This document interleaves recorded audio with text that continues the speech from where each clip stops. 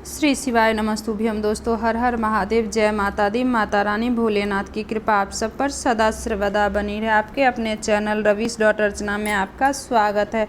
श्रावण मास 2023, सावन का महीना देवों के देव महादेव को प्रिय मास है। इस साल 19 वर्षों के बाद सावन पूरे 2 महीने का है, जिस दौरान सावन में 8 सोमवार व्रत पड़े हैं। आमतौर पर सावन 30 दिनों का होता है, लेकिन इस बार अधिक मास पड़ने के कारण महीना 59 दिनों का हो गया। मान्यता है कि सावन सोमवार पर महादेव की विशेष पूजा अर्चना से मनोकामना पूर्ण होती है। सावन का अंतिम सोमवार, इस साल सावन का पहला सोमवार 10 जुलाई को पड़ा था। वहीं अगर बात करें तो सावन के अंतिम सोमवार व्रत की, तो इस साल सावन का अंतिम सोमवार 28 अगस्त को पड़ेगा। इस दिन श्रावण मास शुक्ल पक्ष की द्वादशी तिथि को होगी। श्रावण का अंतिम सोमवार बहुत ही खास रहेगा, क्योंकि इस दिन भगवान भोलेनाथ का सोम प्रदोष पड़ रहा है। इस विधि से करें शिव जी की पूजा। सावन के आखिरी सोमवार के दिन सुबह जल्दी उठे, स्नान करें और स्वच्छ वस्त्र धारण करें और घी और मंदिर की साफ सफाई कर गंगा जल छिड़क कर करें। इस घर में मंदिर में दीप प्रज्वलित करें, शिवलिंग पर दूध जल अर्पित कर पुष्प चढ़ाए। भगवान शिव को चंदन, सफ़ेद फूल, बेलपत्र, शमी के पत्ते, धतूरा और भस्म समर्पित कर साथ ही शिव मंत्रों का जाप करें, शिव आरती करें, भोग लगाए, भगवान शिव का ध्यान करें और इच्छा पूर्ति होगी। इससे सावन के आखिरी सोमवार के उपाय। जिस तरह से भगवान का पहला सोमवार खास माना जाता है, ठीक वैसे ही सावन का अंतिम सोमवार भी खास है। इस दिन भगवान शिव को तिल जरूर अर्पित करें। इससे जाने अनजाने में पापों से मुक्ति मिलती है। सावन के आखिरी सोमवार को शक्कर मिलाकर दूध शिवलिंग पर समर्पित करें। सावन के आखिरी सोमवार के उपाय। सावन के आखिरी सोमवार को भगवान शिव को जौ अर्पित करें, इससे घर में सुख शांति बनी रहती है। यदि आप सावन के आखिरी सोमवार को गंगा जल से शिव का अभिषेक करते हैं तो आपको मोक्ष की प्राप्ति होती है। हर हर महादेव। श्री शिवाय नमस्तुभ्यम। तो पंडित प्रदीप मिश्रा जी द्वारा बताए हुए कुछ प्रदोष के दिन करने वाले कुछ उपाय मैं लेकर के आई हूँ। तो मनोकामना पूर्ति के लिए पहली उपाय। दूसरी उपाय, किसी प्रकार की सरकारी प्राइवेट नौकरी नहीं लग रही हो तो इसके लिए हुआ है अपने घर परिवार के पे आशीर्वाद बना रहे, इसके लिए भी उपाय लेकर के आए हैं। चलिए टोटल 5 उपाय लेकर के मैं आई हूँ। तो बढ़ती हूँ पहले उपाय की ओर। तो चलिए अब हम जान लेते हैं सबसे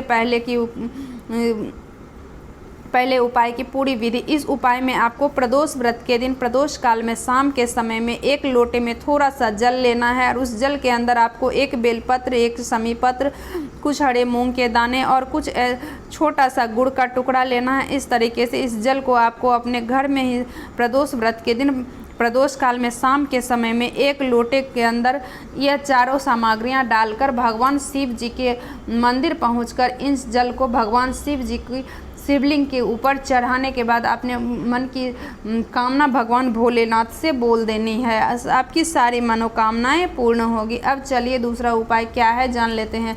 यह उपाय अपने किसी भी सरकारी नौकरी के लिए कर सकते हैं। अगर आप परीक्षा में पास नहीं हो रहे हो, इंटरव्यू देकर थक गए हो और आपकी नौकरी नहीं लग रही हो, तो आप यह उपाय अवश्य करें। प्रदोष व्रत के दिन प्रदोष काल में यह वाला उपाय करके देखें, आपकी नौकरी जरूर लग जाएगी। इस उपाय में आपको प्रदोष व्रत के दिन शाम के समय प्रदोष काल में 1 लोटा जल और एक छोटे से पात्र में शुद्ध देसी गाय का दूध लेकर जाना है। इसके बाद साथ में आपको 2 आटे के दीपक गोल बाती वाले, जिसमें एक दीपक में गाय का देसी घी का दीपक, दूसरे में तेल का दीपक, यह सभी सामग्रियां लेकर आप अपने घर के किसी पास के बेलपत्री के वृक्ष के उसके नीचे प्रदोष व्रत के दिन प्रदोष काल में लेकर पहुंच जाएं। बेलपत्री का वृक्ष बड़ा होना चाहिए। बड़ा का मतलब क्या, फरा हुआ बेलपत्री का वृक्ष होना चाहिए।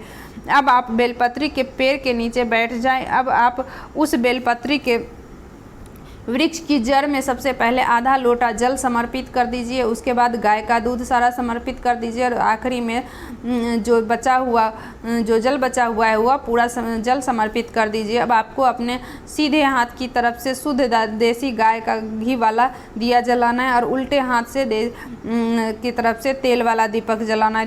दोनों दीपक को जलाने के बाद आप साथ हाथ जोड़कर भगवान भोलेनाथ से अपनी नौकरी के लिए प्रार्थना करें, जरूर आपकी नौकरी लग जाएगी। बढ़ते हैं अगली उपाय की तरफ। प्रदोष व्रत का तीसरा उपाय। इस उपाय में को भी आपको प्रदोष व्रत के दिन प्रदोष काल में करनी है। इस उपाय में आपको प्रदोष व्रत के दिन प्रदोष काल में शाम के समय 2 आटे के गोल बाती वाले शुद्ध देसी गाय के घी के दीपक तैयार कर लेने हैं। अब आपको प्रदोष के दिन प्रदोष काल में शाम के समय दीपक एक प्लेट में रखकर अपने घर से आपको निकलनी है। आपको सबसे पहले किसी भी बेलपत्री के पेड़ के नीचे जाना है और अपना वह पहला दीपक वहां पर बैठकर जला कर आना और भगवान से प्रार्थना करना है कि आपके घर परिवार पर भोलेनाथ का आशीर्वाद बना रहे। उसके बाद आपको दूसरा दीपक उसको लेकर आपको अपने घर के मुख्य द्वार पर आकर जलाना है। अब घर के मुख्य द्वार के बाहर बैठकर ही आपने सीधे हाथ की तरफ से इस दूसरा दीपक भगवान भोलेनाथ का स्मरण करते हुए जला देना है।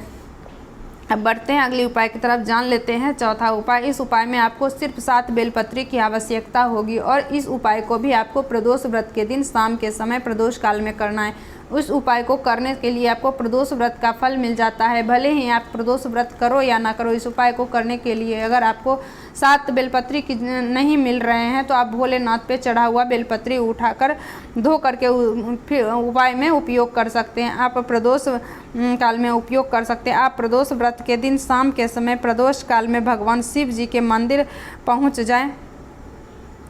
अगर आप अपने हाथ से बेलपत्र नहीं ले कर आए तो भोलेनाथ के ऊपर से उठा लें और धो करके चढ़ा दें।